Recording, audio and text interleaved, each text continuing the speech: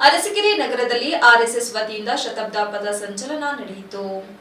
ಪಥಸಂಚಲನೆ ಹೋಗುವ ಮಾರ್ಗದಲ್ಲಿ ಎಲ್ಲಾ ಹಿಂದೂ ಬಾಂಧವರು ರಸ್ತೆಯಲ್ಲಿ ನೀರನ್ನು ಹಾಕಿ ರಂಗೋಲಿಗಳನ್ನು ಬಿಟ್ಟು ಧ್ವಜಕ್ಕೆ ಪುಷ್ಪಾರ್ಚನೆ ಮಾಡುವ ಮೂಲಕ ಸ್ವಾಗತ ಕೋರಿದರು. ಅಕ್ಕಪಕ್ಕದ ರಸ್ತೆಯವರು ಮತ್ತು ಅರಸೀಕೆರೆ ನಗರ ಗ್ರಾಮಾಂತರ ಮತ್ತು ಬಾಣವರದ ಎಲ್ಲಾ ಹಿಂದೂ ಬಾಂಧವರು ಪಥಸಂಚಲನ ಚಲಿಸುವ ಮಾರ್ಗದಲ್ಲಿ ಪುಷ್ಪಾರ್ಚನೆ ಮಾಡಿದರು.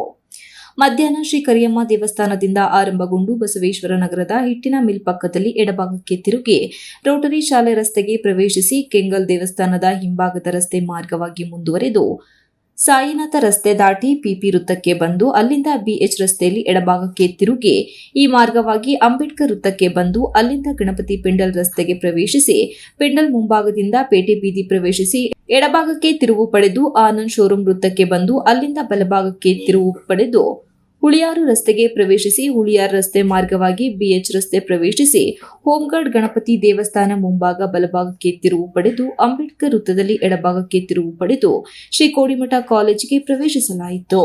Umesh GK TV 46 news Kannada, Arsikere.